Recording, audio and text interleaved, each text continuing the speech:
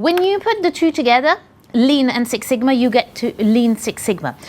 In the past, so if we had met 8 years ago, something like that, you would actually be on our Lean training course or you would be on our Six Sigma training course, because we didn't have both. I don't know who, but one day a very bright sausage went, this is silly. Lean looks at the process and see how you can make things better. Six Sigma looks at data and looks at how you can do things better. We should actually merge the two together, because wouldn't it be great to look at the process and see things wrong, then gather data around that to say it's really, really wrong, and look at variation and things like that. So we've got ammunition to, convince our key stakeholders that things have to change. Let's merge these two together and let's do Lean Six Sigma.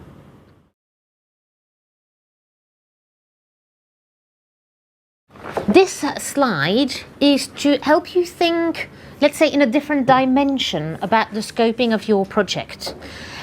What we want you to do here is think about how can you reduce the amount of work that you're going to be doing solving this problem without compromising the goal of your project. What are you talking about? I'll illustrate it with an example. When I did some work for BAA, at the time they had 4 terminals, 1, 2, 3 and 4. Some of the projects were very generic. Elevators and travelators, they have them in all 4 terminals. So instead of gathering data about the elevators and the travelators in all 4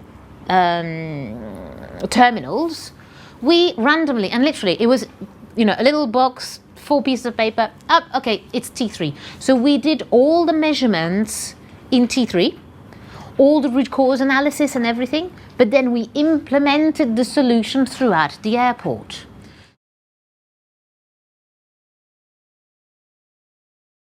We have put some low-level analysis tools already in the measure phase.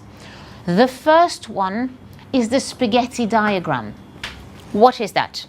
Your low-level process map shows the movement of the item going through the process and how it moves through the organization through different departments. There is another kind of movement, and it's the movement of the people working in the process. So when you're stapling yourself to the item going through the process, if you see that people are standing up to go to the printer and then coming back and then standing up to go here and walking back, and you think, why so much? Why are they doing that? This is ridiculous. Make a little note to say, I may want to look at unnecessary movement of people in my analysis.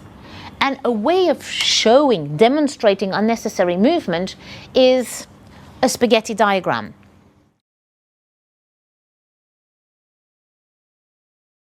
Some of you may only have the odd 100 of instances when something is happening and you said, we can measure all of that.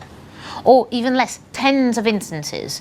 But if you are doing something thousands, millions of times, then you're probably not going to be able to measure absolutely everything. So then we'll need to sample. Does that make sense? If you've got a choice, measure everything, because that's better. Whenever you sample, you bring in bias. Even if you do it in the perfect way, you will still bring in bias. Now, there's 2 things you need to know about sampling that are important. One thing is that we need to make sure that we've got the right sample size. If you sample more than that, that's fine. If you sample less than that, then you'll bring in bias into your data. But that's only half the battle. The other half of the battle is to make sure that your sample size is measured in a way that it's representative.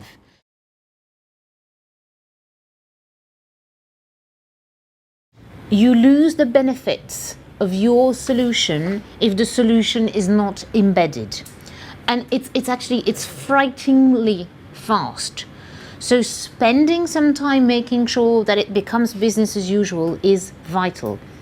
What I always say is, if you've got a choice, if you can burn the bridges. So there's no way of going back to the old way of doing things. Obviously with systems it's much more easy, I get that. But you would definitely want to do that.